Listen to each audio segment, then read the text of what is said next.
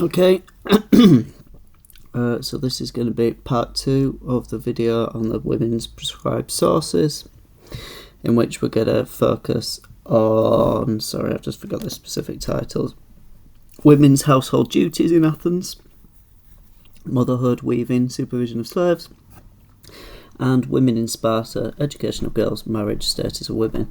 Like I said previously, you have read about this before, and this is about looking at sources that back up or contest these things that we've learned about. It's about thinking about how we know what we know, or how we don't know what we think we know.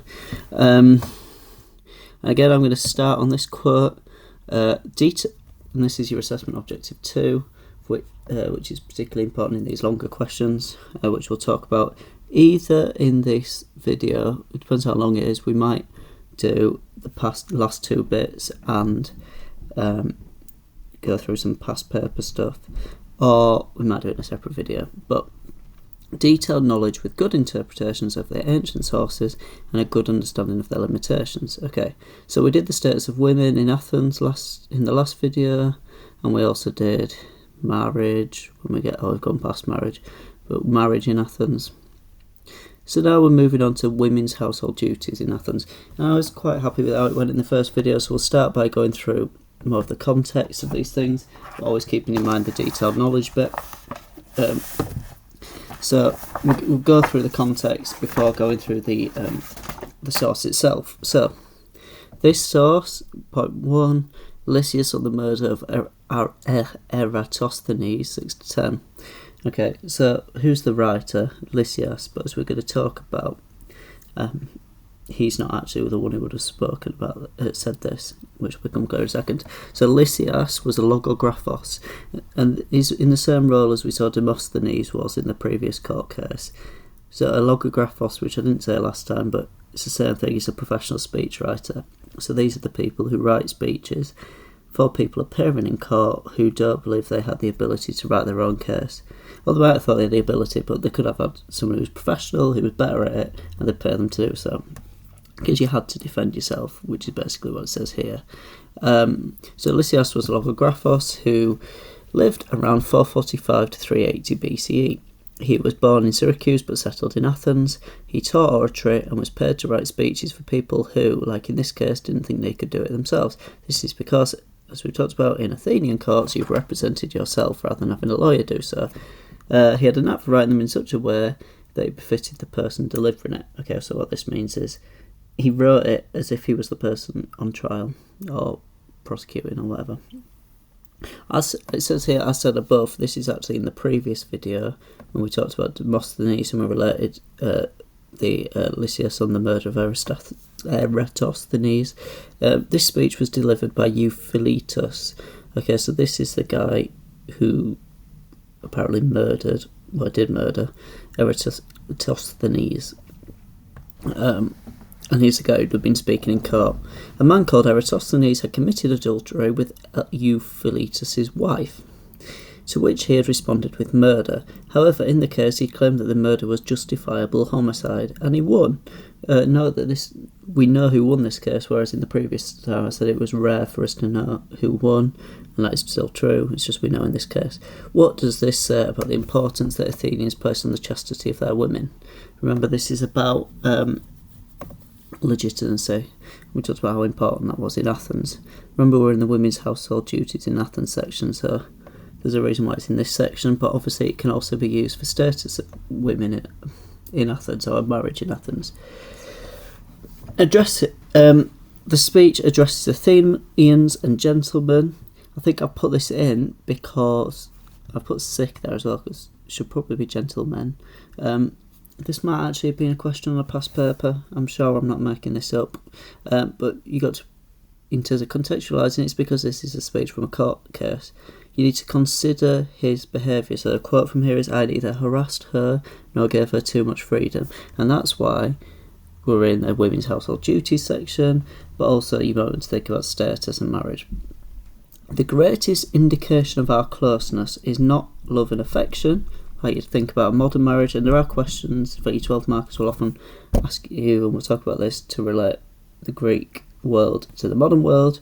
Marriage today you'd think could be to do with love, but here it's more of a social contract, but finally handing over trust. Okay, so this is another thing you might want to talk about marriage. Handing over trust could also be to do with their duties. So, initially, his wife, what do we say she was called? Brain dead. No, there's a reason I can't remember what she's called, because it doesn't say.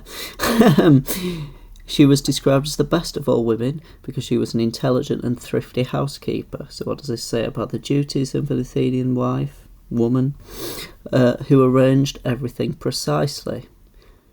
In terms of qualities she had, it's not that she could speak 17 languages, or she was loving or beautiful, or it's not that, I don't know, she could think for herself. But it's that she was a good housekeeper who looked after things well. So to think about that, about the duties of an Athenian woman. This source highlights the perceived risks of allowing women outdoors, which we'll talk about when we go through the thing. And we talked about this when you've read the information about the Thesmophoria. Remember this festival where they go and sit on the Acropolis for about 3 days, but men were strictly not allowed in, and it was a all-woman festival. And why they covered up, well, they did go out, but notice that we'll talk about this in the Sparta section next. It wasn't the same in Sparta. For she was seen and seduced in this section. When you talk about we'll go through the house and perhaps relate to this in a second. I think this picture is from a video we've previously seen, or I might have just got it off the internet.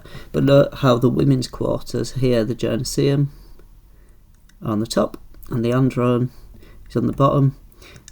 This is important with relation to this passage, because things get flipped, basically. Noting the importance of chastity, so this is again about the legitimacy of the Athenian citizenship, etc. And then here is basically a long summary of the speech. Rather than read it out for you here, I'm going to say you can have a pause the video and look through it on the document that I've sent, or you can do it that way rather than me going like this. Okay, so this speech therefore clearly seeks to emphasise the importance of women being chaste. Think about why that might be. In terms of limitations of this source, obviously the defendant's going to look to create a sympathetic image of himself. That's to say, when you look at this, he's not going to say, oh, I'm a terrible person, that's why I killed him.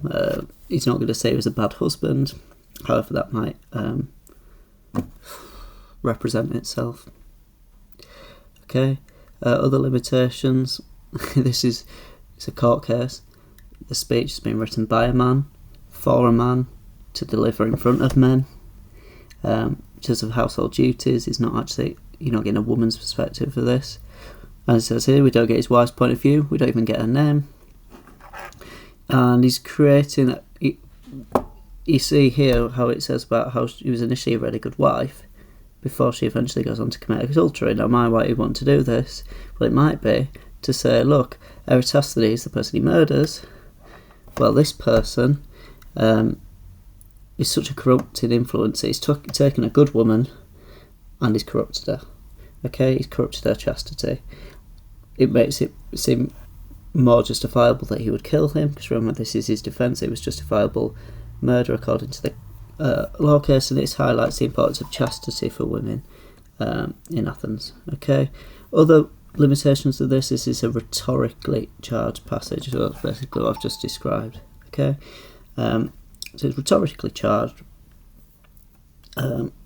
What impact might this have on how reliable this source is for basically what we might think about what an Athenian woman's duties were, what marriage is, etc. Okay, so if we go to the passage itself, Athenians, remember why I said this would be, because it's a court case. When I decided to get married and took my wife to my home, to start with, I behaved in such a way that I neither harassed her nor gave her too much freedom to do whatever she liked, and watched over her as far as I could, and paid attention to her as you would expect. But when my child was born, I began to trust her, and handed over everything that I had to her, thinking this to be the greatest indication of our closeness. Okay, so as I mentioned previously, quite briefly, but as I've mentioned, there's the idea of him trying to portray himself in a positive light. He's basically trying to he's trying to defend himself by taking up a ground, saying, I did what I should have done as an Athenian man. Okay? I didn't control her. I wasn't like a master to a slave, remember this status thing. But at the same time, I didn't give her so much freedom that she was like a man. Obviously that's wrong, my fellow Athenian men. So maybe you might want to think that this is actually quite a reliable bit of information, because he's tried to represent himself as someone who did what an Athenian man should have done. So yeah, you've got the idea of status. You've got the idea of marriage as well. That it's not an idea of love. The greatest indication of the closeness is that he gave trust to her, not that he loved her. Not that he bought her flowers every day. Stuff like that. But when my child was born, okay, this might be, you might want to consider as another duty of the Athenian woman, as it was for the Spartan women, but in a different way. Okay, to begin with, Athenians, again, notice Athenians, she was the best of all women, for she was an intelligent and thrifty housekeeper, and she arranged everything precisely. So in terms of the duties and the status of women, you've got 2 points you can make here. She was the best of all women, not because she was good-natured, funny, beautiful, intelligent. Well, it does say she was intelligent, but it's in the sense of being a housekeeper. So because she did good for the community, she was the best of all women because she was an intelligent, thrifty housekeeper who arranged everything precisely. So this is evidence for the household duties of a woman in Athens, because it was her job to do the weaving, to do the tidying, to look after the household slaves, etc. And we've talked about how this could be rhetorically charged, because basically he wants to show that Eratosthenes corrupted her. But when my mother died, her passing proved to be the cause of all my troubles. For when my wife was taking part in the funeral procession, she was seen by this fellow, and after a time she was seduced. Okay?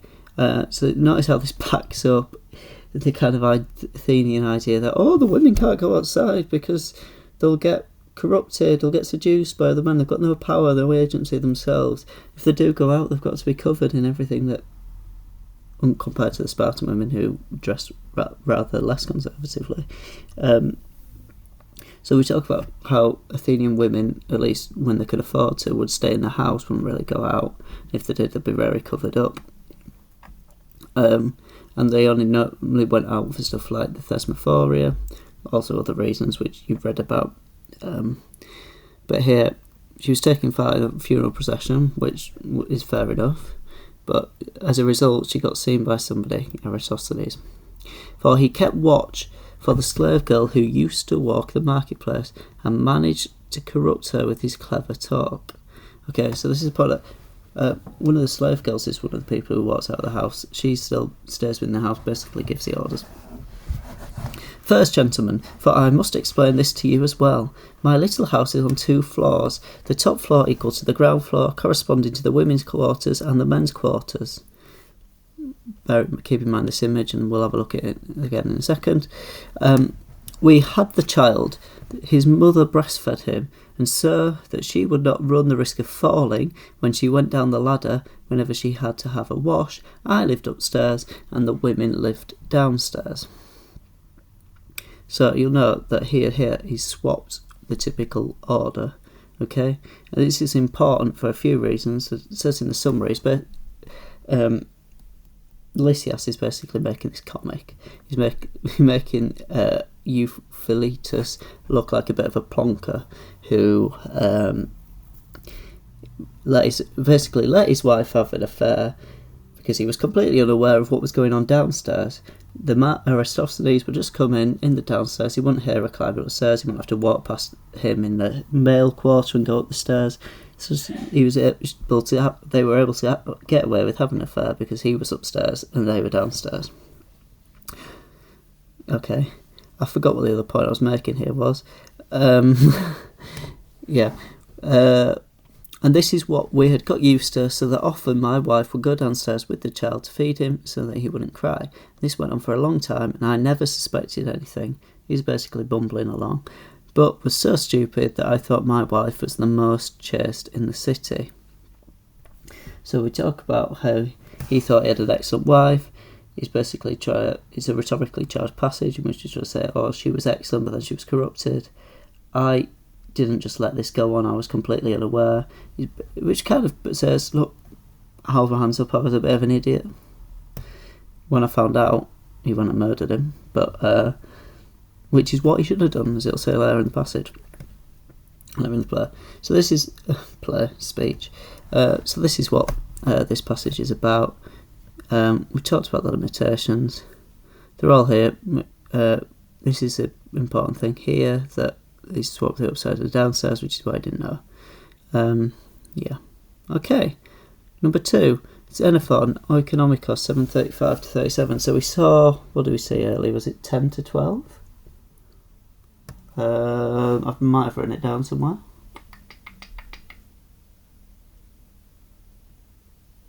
Apparently I didn't. But we saw an earlier passage. And as a result, I didn't really... you know what, we'll go up to the earlier passage. Control F. Xenophon. Okay. It's not here. Here it is. So it's 7:10 to 7:11 we saw before. So this is the other passage we saw. So we talked about Xenophon when he was born, around 413, died about 350, wrote in about the last 20 years of his life. He was a general historian and philosopher. The book means household management, which is where we get economics from, and it's a Socratic dialogue, because this is a philosophical piece discussing household management. The famous section, of which this is an excerpt, and the passage we're about to look at is an excerpt, is an account of how Lysimachus trains his wife into running the home. Okay, so I think that's basically what we need to talk about here. Here we go, we're back. So there was this limitation previously, and it's obviously still going to be true here. It's a fictional dialogue. We don't know whether Lysimachus should be seen as Xenophon's mouthpiece, i.e. if Lysimachus, the main speaker, is saying what Xenophon thinks, or if he's the target of satire. Okay. However, this passage does greatly back up the perceived view of Athenian women, which you'll have read about, i.e. that they stay inside, that they organise servants and slaves, that they look after the household's money and food, that they make and provide wool and clothing, and that they care for the slaves. We've talked about this a lot, and this is what their duties are, and as we'll see, this is how it says. This is him giving instructions to his wife. You will have to stay inside and help in sending out the servants with outdoor tasks. But we actually just saw this in the last passage, where it says, for he kept watch for the slave girl who used to walk to the marketplace. This is talking about Eratosthenes, who would look out for the slave girl that, Euphilitus, his wife, would send out to get, I don't know, water or wool from the shop. So you will have to stay inside and help in sending out the servants with outdoor tasks. You must supervise the indoor servants and receive any income. From this you must meet any necessary expenses and look after the surplus providently, so that you don't spend the whole year's budget in a month. So an important part of a woman's household duty is, as we've talked about, sending out slaves to do outdoor tasks, to basically give indoor slaves and servants tasks to do, to look after the money and food of the household, in making sure she's not spending too much on too much food at once. I don't know, might go off. Obviously you can't just get a year's worth of food in in one go, but at the same time you probably wouldn't just get a day at a time. So it's about looking after the amount of money the household has. That's her job.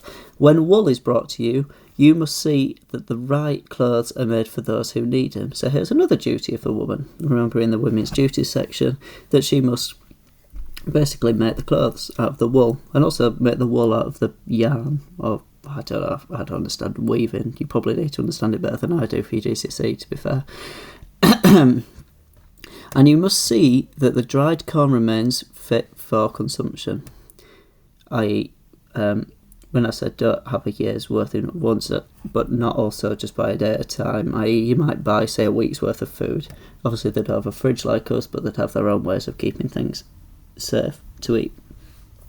There is also one duty that may not appeal to you much: looking after any servant who falls ill. Okay, so this is another part of a woman's duty, which is to look after the slaves. So basically this is quite a good source for backing up the ideas we have of the duties of a woman, that they stay inside, that they look after slaves and organise them, that they look after the money and food, that they make and provide wool and clothing. So that's what they do. Obviously we need to talk about limitations. It's fictional, it's a dialogue, but at the same time it gives an idea of what apparently an ideal woman should do. How close to reality is this ideal woman? You might want to discuss in your exam answers. Okay, so the third source in this section about women's duties is this. Okay, I would follow this link if I were you. I point out, and I think this will be a legitimate thing to do in your exam, is we can't see the whole of this here. You can only see the front part of it. So that is a limitation in itself that you might wish to pick up in your exam. I've actually put at the bottom what it looks like the whole way around, and it's basically the whole process. So look, as I put here, limitation, we can't see all of it. Was it, and then like the previous pottery we saw, was it bought for a woman or at a woman's choosing? Okay, and the conversation we had previously about this, about whether it's what a man thinks a woman wants or what a woman would actually want. What was it used for? Why would they actually want to see this?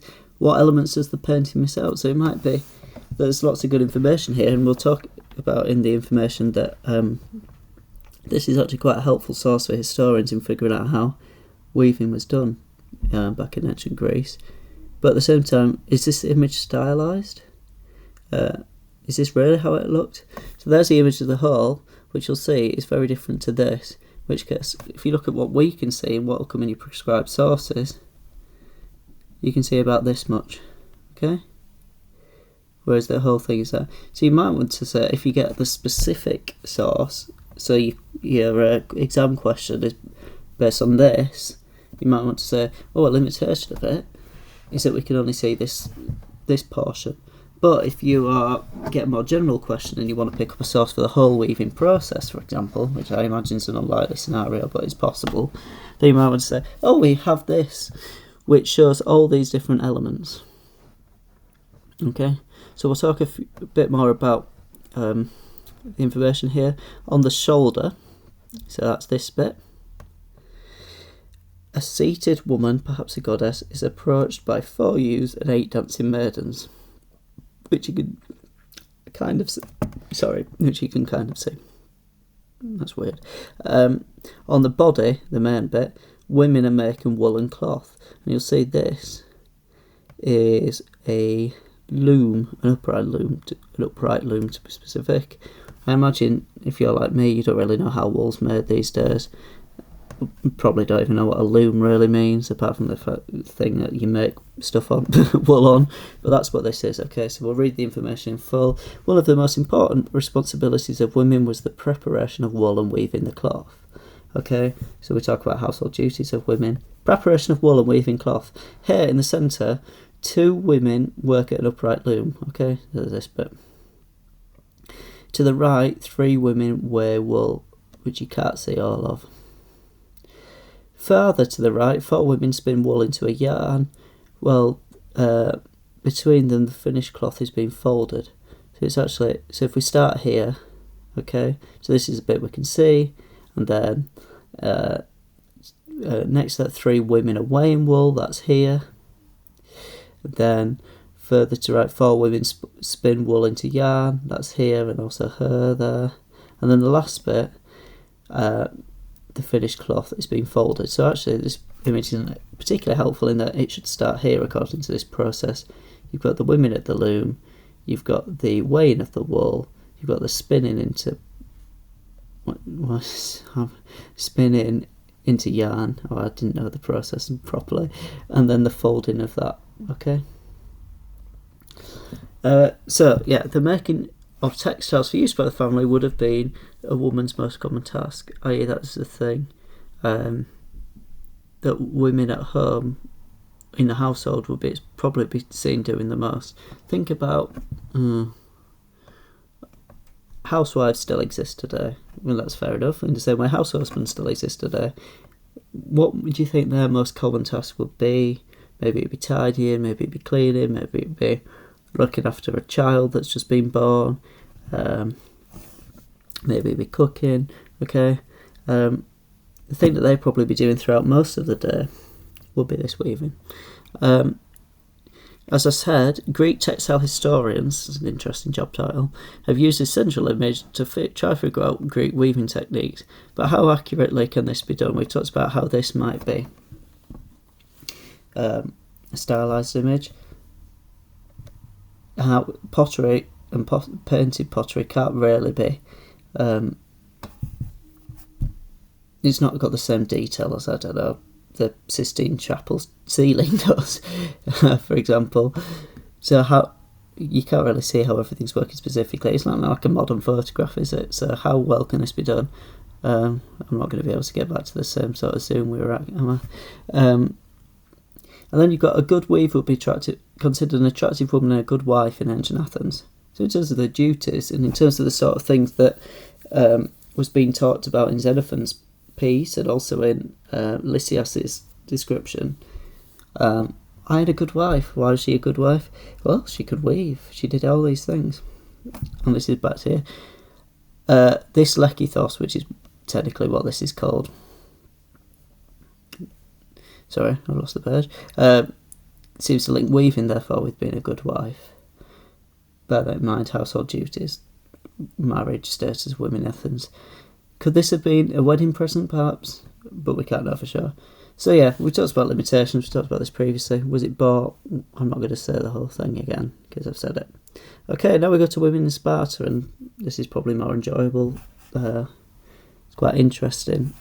So we're starting with Plutarch, Life of Lycurgus. Now Plutarch has one major limitation, which we'll talk about in a second. Plutarch was born in Chaeronea, Boeotia. Boeotia's kind of north central Greece. So not far really from where Macedon was when we talked about Macedonia. In 49 CE, okay? So we're talking about his major limitation is when he was writing, okay? 49 CE, that's 49 AD, i.e. a good 500, 600 years after we tend to focus on our Athenian stuff. And obviously this is about Sparta, but he's talking about a long time behind, and he died sometime after 119. So he's living many hundred years after the time he's writing about here. Although he was a Greek, spending the most time at Chaeronea, he was also a Roman citizen, and he also held Athenian citizenship, travelling widely, including visiting Sparta and Alexandria. Okay, so this is a point 49 to 119. Who's the big power in the Mediterranean? It's the Romans. And the Greek world, although it's still, they'd still speak Greek to one another, it's part of the Roman Empire at this point. So that's another thing that I would consider. So this travelling when he was born, his citizenship, etc., may have played a role in his principal work, The Parallel Lives, ran towards the end of his life, and the culmination of many years' research and learning, of which the life of Lycurgus was. The Parallel Lives was a series of biographies that compared Roman heroes with Greek ones based on character or career. So basically what he would do is he'd get a Greek person, and he'd get a Roman person, he'd write biographies, and then you'd be encouraged, because he'd pair them up, to compare them to each other. Okay, so for example, Lycurgus here was compared with Numa, the legendary second king of Rome. So Lycurgus is like seen as the founder of Sparta. It might not be that accurate. You might want to think about that as well. And in fact, we'll very briefly touch on it here. But that's why you can see why those two will be compared, because Numa, a special figure in Roman history, Lycurgus, a special figure in Spartan history. We've also seen Demosthenes was one of the people in this, who, remember, was a very important politician and orator of the 4th century BC in Athens, compared with Cicero, who was a very important, very significant orator and politician in Rome in the 1st century BC. So you can see how these people are paired up. We read here about the Spartan educational system for girls, specifically with respect to their physicality, which, as we saw before, was minus combat training. I said before, as in when you did the reading and watched the videos about what Spartan education was. We talked about previously how in Athens, basically, males were educated and females weren't really, whereas in Sparta, for reasons to do with how they viewed their society, the education that males and females will receive will be pretty similar. They won't have the combat training, i.e. they weren't not going to practice jabbing spears at each other or sword fighting, but they're still going to learn about maths and athletics.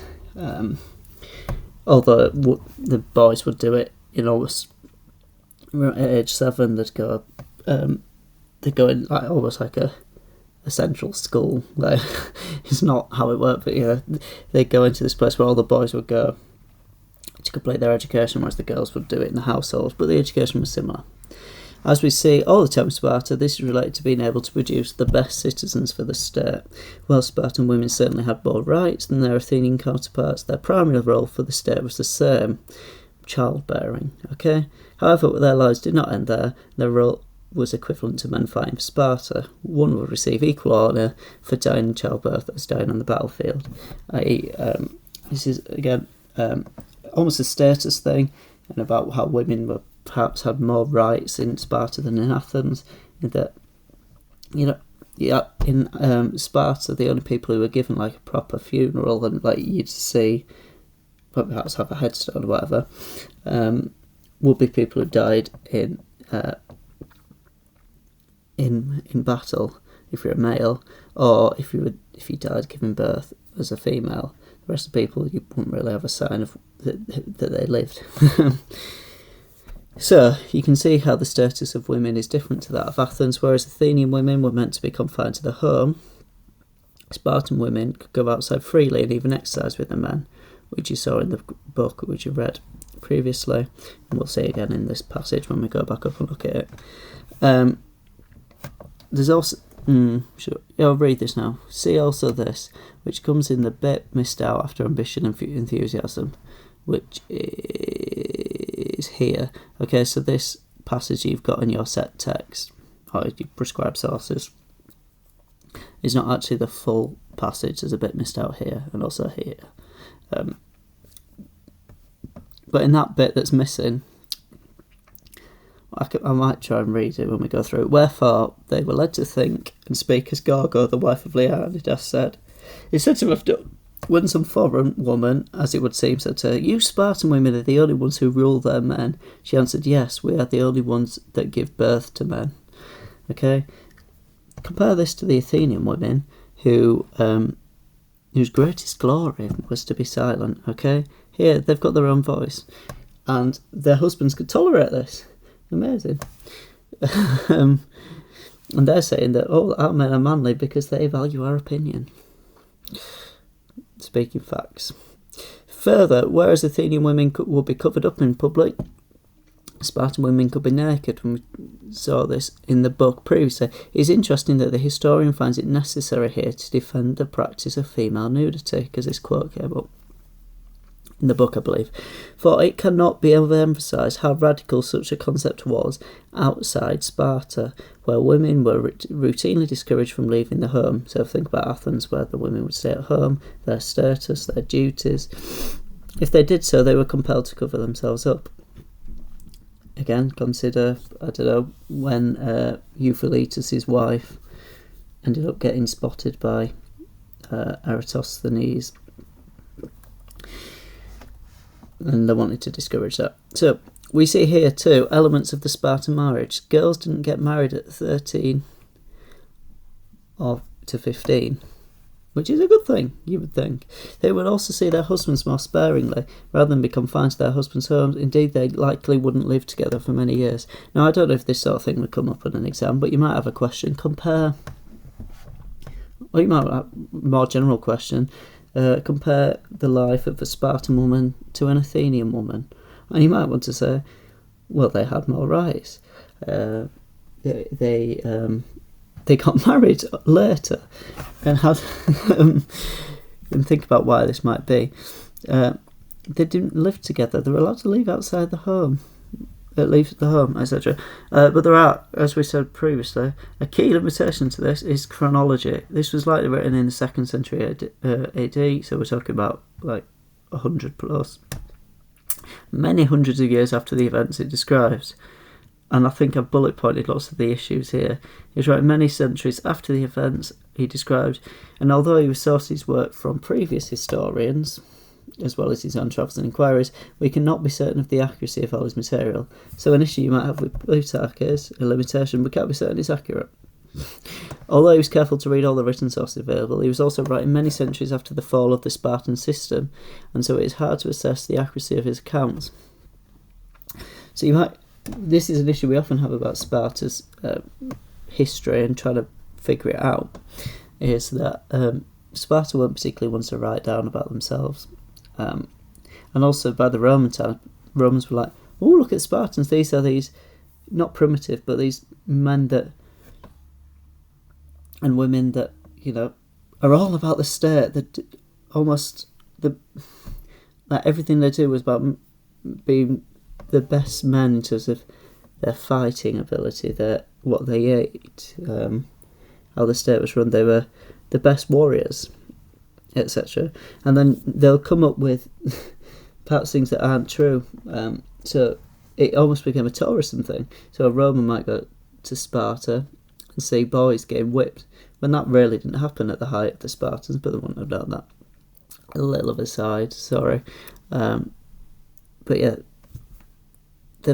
it's like Chinese whispers history a lot of the time, isn't it? And the truth might have been diluted over time, and when Plutarch's writing 500, 600 years later, how accurate is the truth that he's reporting? Indeed, the life of Lycurgus even starts like this. Concerning Lycurgus, the lawgiver, the person he's writing about, in general, nothing can be said which is not disputed, since indeed there are different accounts of his birth, his travels, his death, and above all his work as a lawmaker and a statesman, and there is least agreement among historians as to the times in which the man lived. So he's even prefacing the first things he says about Lycurgus, and this source, which we talk about Lycurgus, says, oh, actually, I don't know how true it is. Sounds like a pretty big limitation. It's not even known, in fact, if Lycurgus was real or some sort of mythical founder. In the same way that was Romulus really a real person in the foundation of Rome? Was Aeneas a real person in the foundation of Rome? If he ruled in the 8th century, so then we're talking 300 years before the time that Plutarch's trying to describe, can those traditions still have been relevant in the 5th century? Possibly, to be fair, because Sparta was very conservative in the sense that they all did things the same over a long period of time. Although you might say they're less conservative in other aspects, like, the women had some rights. But yeah, still things are likely to change. So, having talked about all this, let's have a look at the passage. He made the maidens exercise their bodies in running, wrestling, casting the discus, and hurling the javelin, in order that their children might have strong beginnings in strong bodies and mature better, and the women themselves might withstand childbearing because of their strength and struggle successfully and easily with the pains of childbirth. So here, women in Sparta, what's the difference between a woman in Sparta and Athens? Well, look, they can exercise, they can run, they can wrestle, they can cast the discus, hurl the javelin. You can't do this in a household. If you've got a small house, you can run maybe, 10 feet before you run into a wall. You can't throw anything because it'll just hit a wall. So this is one immediately way that women in Sparta are different to in Athens. They can go outside. They've got some right to do that. He freed them, and what's the reason for this? Oh, because it's about creating the best youth and the best children for the sake of Sparta's state. So eugenist? How do you say that? It's about creating the best people, anyway. But it's not just limiting women to childbirth. It's not their only role in society, but their role in society is to create the best men, and the men's role is to become the best men, and they're getting the best start because they're women, according to their theory. So, you've got a strong woman, so instead strong woman's like to give birth to a strong child, which isn't actually that stupid idea. In fact, this sort of idea held forth as a biology until only a few hundred years ago, and it's still sort of true. It's just not as true as you might. Let's say it's not 100% true. Let's say, and also the woman being strong means she's more likely to be able to take childbirth, which I think is probably pretty true.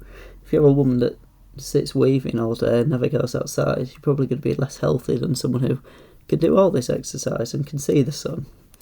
He freed them from softness and delicacy and all effeminacy by accustoming the girls no less than the youths to go naked in processions and at certain festivals to dance and sing when the young men were present to watch. So I'm even going to point out the bit that's not highlighted here. He freed them from softness and delicacy and all effeminacy. So basically, again, you can see a difference here. The Spartan women are actually, made to live. They're able to do stuff. They're not just sitting at home. An Athenian woman would be seen as beautiful because she was so pale-skinned, because she never went outside. Obviously, in Greece, you've got really hot weather. They're going to get tan-skinned if you go outside, which is what these Spartan women would have had. Whereas the Athenian women wouldn't. I'm struggling to find the words to express my point in a PC but eloquent way here. And go naked in processions at certain festivals to dance and sing when the young men were present to watch. Compare this to Athenian women who barely went outside at all, and if they did, would be covered up. They could only really go outside legitimately for stuff like festivals, i.e. the Thesmophoria, this is in Athens, or maybe to collect water, or if it was really poor, perhaps to create stalls, to run stalls. Spartan women, but at the other hand, can go naked, and we pointed out this previously. Where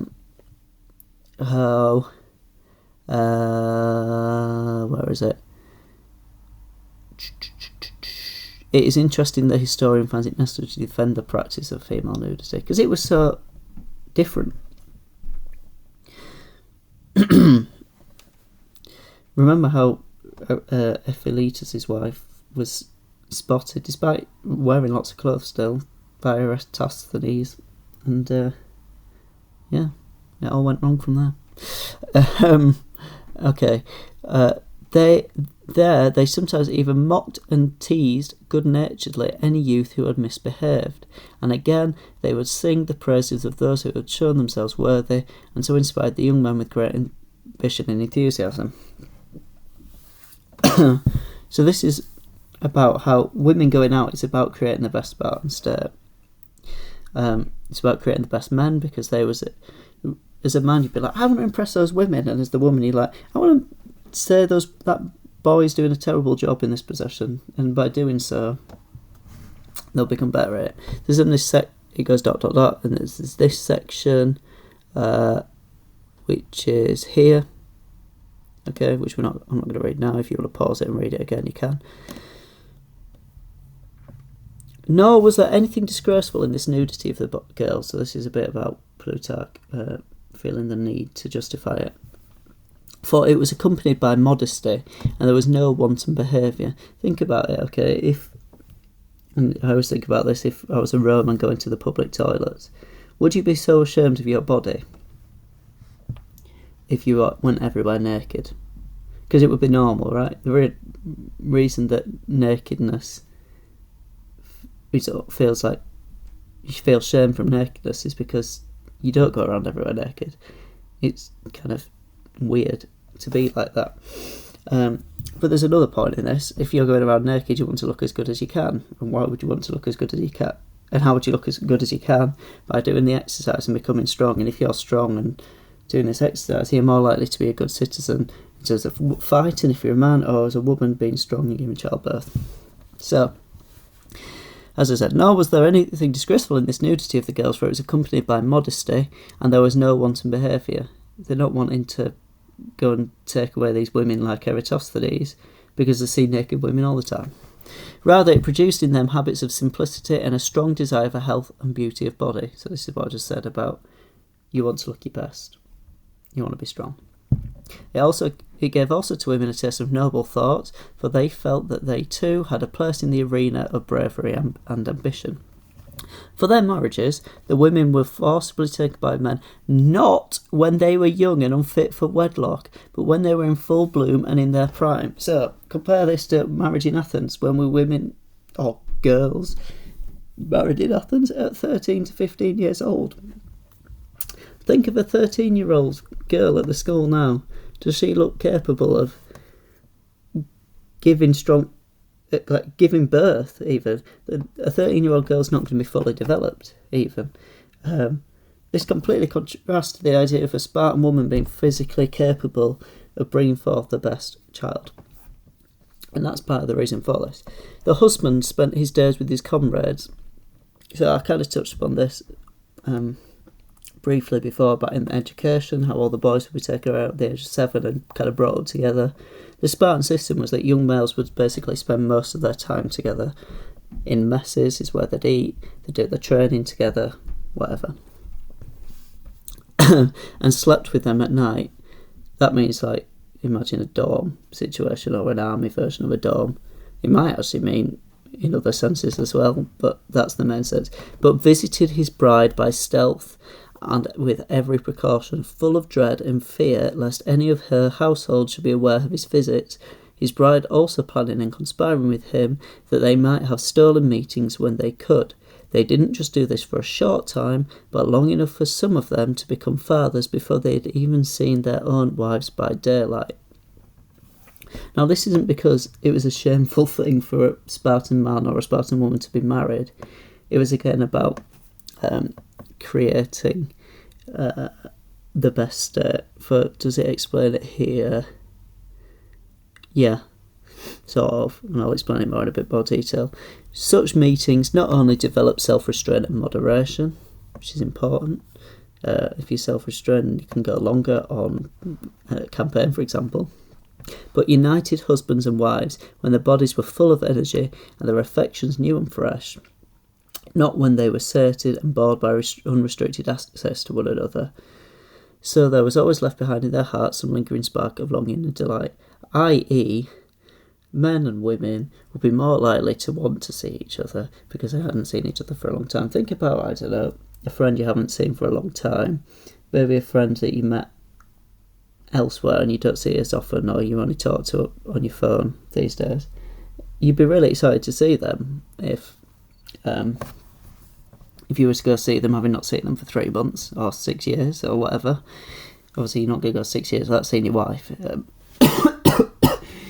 But this is the point. It's about creating a husband and wife who really want to see each other for purposes I'm sure you can imagine, and that's more likely to bring forth the child.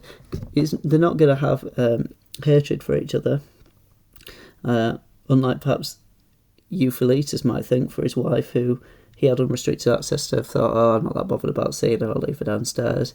Eratosthenes comes in, steals her away for whatever business they want to do. In this case, they want to see each other. They have a desire for each other.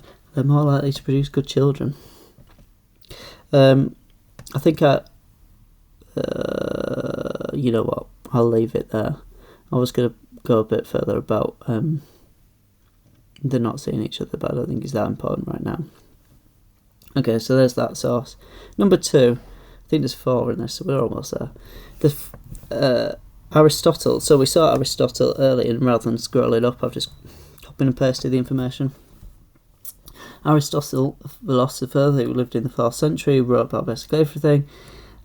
Spent a lot of time in Athens, even though he wasn't from there. He wrote the Politics from like the mid 330s onwards. I've spoken so much I've lost my voice. He died in 323. His Politics described the role of politics and the political community must play in bringing about the virtuous life in the citizenry.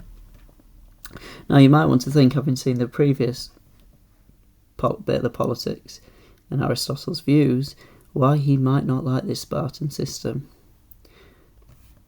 I'm not going to tell you straight away, in the hope that you can actually see it on the screen, but also think about it yourself. The Politics also provides analysis of kinds of political community, monarchy, oligarchy, democracy, etc. that existed in his time, and shows where and how these cities fall short of the ideal community. Although in some ways we have clearly moved on beyond his thought, for example his belief in the inferiority of women, there's your hint about why he might not like Sparta, or his approval of slavery, there remains lots that is valuable today. Then we can talk about, specifically with this, Aristotle comments on the freedom of Spartan women. Compare this to the Athenian women who stayed inside all the time. He considers this freedom negligence. He's misogyny, basically. Whereas we have seen the reasoning behind it. So basically, about you give these women more reason to feel connected to the state. They can go out. They can they can own property and land. They feel a part of the state. They want to create the best children for the state, because they feel connected to it, and you read about that in the book. And they might have even been the most, some of the most supportive people of the Spartan system. And why wouldn't they be? If they went to Athens, they could have to stay inside weaving all day. So how much can we trust Aristotle's comment that they live decadently and luxuriously with every sort of self-indulgence? I'll give you the answer for this. We can't. Because Spartans, other states would look at Sparta and think, well, their house is a bit bare. They don't have much luxury. We've seen about how Athens becomes this rich place. We got people coming in wanting to make money. Sparta wasn't really like that. Sparta was about doing the best thing to make the best people, to be able to fight the best, to be able to, have I'm not going to say a more virtuous state, but their state wasn't about creating all the wealth. They never really, even though they were so good in war, they weren't ever about, let's make a massive empire. They were just about making sure their state was, they basically lived quite isolated. So no, they didn't really live decadently and luxuriously with every sort of self-indulgence. See the freedoms of economic power they had. So you'll have read and remembered how many things were controlled by the women, and also nearly 2/5 of the whole area of the country is owned by women. And this is related to how women can inherit estates. So remember we saw, in fact, does it say it here? Yeah, the Spartan inheritance law were different from Athens, whereas in Athens, if her husband died, the money wouldn't go directly to her, it would go to her next kyrios, the man who was kind of in control of her, which would likely be a relative. In Sparta, if her husband died, his wealth could go to her. So this is evidence for Spartan inheritance law, that, as it says, women could inherit property. Whereas Athenian women couldn't really. The main limitations of this sort of stuff are twofold. Aristotle's very much against women, and therefore is against the Spartan system. see this part in the book, Aristotle simply believed that women were inferior to men. Remember we talked about men, women, slaves, and would cause trouble if given too much power. Significantly, many who criticised them, i.e. Sparta, had probably never visited Sparta and basing their opinions on hearsay or legend. And this comes back to what we talked about with the Romans, for example, and Plutarch. Almost like this Chinese whispers sort of history. The truth is that the Spartan system was relatively stable and strong, and also unique. Okay, so let's go through the passage. The freedom of Spartan women is detrimental both to the purpose of the constitution and to the happiness of the state. Now, immediately, if we go back to this last point, the truth is that the Spartan system was relatively stable and strong, but also quite unique. The fact that it's stable and strong almost argues against how it says is detrimental to the purpose of the constitution and the happiness of the state. Remember this, the purpose of this constitution and the state is making Sparta strong, right? It's about creating the best warriors, creating the best people. Their system perfectly served that, not the women being detrimental to that. So think of a limitation of this source is Aristotle himself in his, by modern standards, but also perhaps even by their standards, misogynistic views. For just as man and wife are part of a household, it is clear that the state is also divided nearly in half into its male and female population. So in all constitutions in which the position of women is badly managed, one half of the state must be considered to have been neglected when the law was made. And this has taken place in the state under consideration, Sparta, for the lawgiver wishes the whole city to be of strong character and is successful in relation to the men, but in the case of the women, he has entirely neglected the manner. I.e., this is Aristotle's views that women are inferior, overcoming his analysis of Sparta. So, well, it must be shocking because the women are in charge of half of it, or 2/5, as we'll see. For they live decadently and luxuriously with every sort of indulgence. Consider how true that is, the limitations of this source. Remember the quote, detailed knowledge of its with good interpretations of the ancient sources and good understanding of their limitations. Lots of limitations in this, even though it can be useful. Remember, just because it's limited doesn't mean a source is not useful. And in the time of their empire, many things were controlled by women. So here's some evidence of Spartan inheritance laws, and almost nearly 2/5 of the whole area of the country is owned by women. How might this have been? By their inheritance laws. Because of the number of women who inherit estates, evidence, and the practice of giving large dowries. Yet it would have been better if dowries had been prohibited by law or limited to a small or moderate amount. So in his opinion, the Spartan system would have been better if you took power away from women. Okay. Is this the last one? Yes, we're on to the last one. A figure of a running Spartan girl about 520 to 500 BC. Now note, this is probably actually smaller than you can see on your screen. Follow the link, please do, on the document. It's a bronze figure of a running girl. It's a bronze rivet surviving in the right foot, which is around here. Suggesting it was originally a decorative feature attached to a vessel or utensil. It was also in the book, alongside this quote, this figurine depicts a young Spartan woman either dancing or running. Given the prescribed sources say it's a running girl, go with that. If you're referring to her off-the-shoulder tunic and short skirt perhaps illustrate why other, more conservative Greeks, basically everyone, think of Aristotle's views, nicknamed Spartan women thigh flashers, i.e. we've talked about how Athenian women would be covered up all over. Here, look, here's a Spartan woman. Look how much look, all this is uncovered. In fact, if I zoom in, this is kind of inappropriate, I guess, but look, that's her boob. She's uncovered, okay? These are her legs, uncovered. This chiton is probably closer to what a man would typically wear elsewhere. But here, this Spartan woman is barely dressed. Think about what that says, or what that can tell you about Spartan society. Compare it perhaps to